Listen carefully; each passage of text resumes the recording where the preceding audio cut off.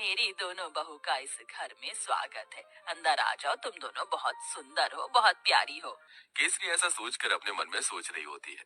अब मेरी दोनों बहू आ गई हैं, इस घर को अच्छे से संभाल लेंगी, जैसे कि मैंने संभाला है। ऊपर से अब ठंड में मुझे काम भी नहीं करना पड़ेगा। जैसा मैंने सोचा था उससे भी बहुत सुंदर है मेरा ससुराल। अपना ससुराल देखकर तो मुझे इतनी खुशी हो रही है कि बस क्या बताऊं। मेरी तो सारी ठंड भी भाग गई। यहाँ तो किसी चीज की कमी ही नहीं है।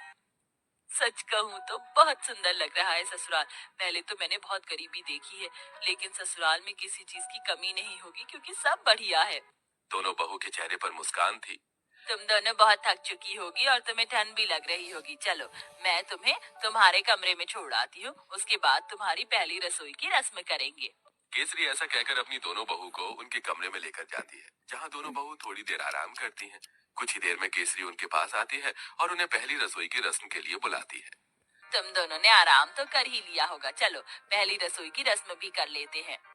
केसरी ऐसा कहने के बाद दोनों बहू को ठंड में रसोई में छोड़कर बाहर चली जाती है। थोड़ी ही देर में फिर से वो दोबारा आती है। मुझे माफ कर देना, मैं तो तुम्हें सामान निकाल कर देना ही भूल गई। अभी देती हूँ। केसरी रसोई में आकर एक कटोरी लेती है और उसमें 6 चम्मच चीनी डालती है, 2 गिलास दूध निकाल कर रख देती है और साथ में 2 कटोरी चावल निकाल के डोंगे में रख देती है। ये रहा सारा सामान। अब तुम अच्छी सी स्वादिष्ट खीर बनाकर सभी के लिए मीठे में लेकर आ जाना। केसरी इतना कहकर रसोई से बाहर चली जाती है और दोनों बहू एक दूसरे की तरफ देख रही होती हैं। लगता है माँ जी हमें कुछ ज्यादा ही भली समझ रही हैं। मुझे तो लगता है कि उन्हें ये लग रहा होगा कि हमें खाना बनाना ही नहीं आता। चलो, कोई बात नहीं, हम अपने हिसाब से बना लेते हैं। ज्यादा बनाएंगे ताकि रात को खाने को मिल जाए। खाने के बाद कुछ मीठा अच्छा लगता है। इस तरह आराध्या और राधिका दूध चीनी चावल निकाल कर ज्यादा सी खीर बना लेती हैं, जिसके बाद वो खीर परोसकर घर में सभी को देती हैं। बहुत अच्छी खीर बनाई है। वैसे ठंड में खीर अच्छी लगती है, लेकिन चलो खाना तो अच्छा बनाना आता है तुम्हें। कितनी अच्छी बात है, मेरी बहू तो बिल्कुल मेरे जैसी आई है, थोड़े सामान में ही अच्छा खाना बनाना। केसरी ये सोचकर बहुत खुश हो रही होती है। वो कुछ देर बाद अपने कमरे में आराम करने चली जाती है। अब दोपहर का खाना बनाने की बारी आती है, तो दोनों बहू ठंड में रसोई में आती है। कुछ ही देर में केसरी भी रसोई में आती है। अरे, इस वक्त तुम रसोई में क्या कर रही हो? माँ जी, हमने सोचा कि समय पर ही दोपहर का खाना बना देते हैं। अरे, दोपहर के खाने की क्या जरूरत है, सीधा शाम को खाना बनाना चाहिए ना। वैसे भी ठंड में इतनी भूख कहाँ लगती है। और इस पतीले में क्या रखा है? केसरी तब पतीले को देखती है तो उसके अंदर खीर होती है। हे भगवान, इतनी सारी खीर! तुम दोनों ने इतनी सारी खीर कैसे बना दी, जबकि मैंने तुम्हें सिर्फ 2 कटोरी चावल दिए थे, 2 गिलास दूध दिया था।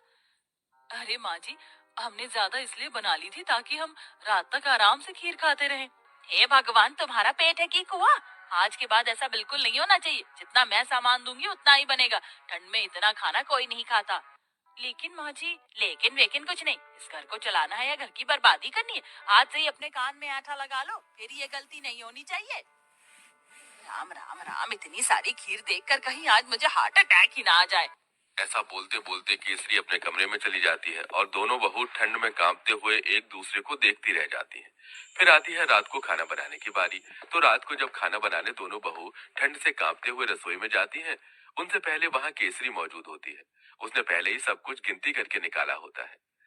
देखो बहू, ये एक बैंगन है, 4 आलू हैं, साथ में मैंने आटा निकाल कर रख दिया है। इस आटे में से केवल 10 रोटी बननी चाहिए। 2 मेरी, 4 तुम दोनों की और 4 दोनों मेरे बेटों की।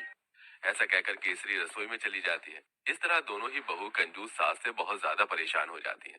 रोटी बनाते बनाते आखिरी में 10 रोटी के बाद एक लोई रह जाती है। दोनों बहू वो भी बना देती हैं। तो इस बात पर भी केसरी उन्हें खूब सारी बातें सुना रही होती है।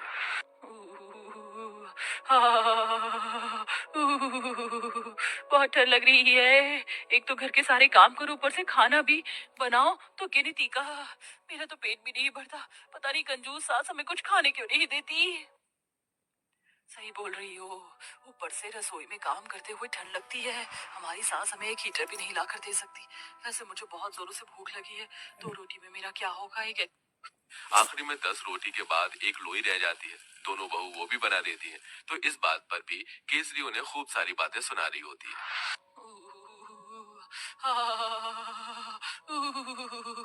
बहुत ठंड लग रही है। एक तो घर के सारे काम करो, ऊपर से खाना भी बनाओ तो गिनती का। मेरा तो पेट भी नहीं भरता। पता नहीं कंजूस सास हमें कुछ खाने क्यों नहीं देती।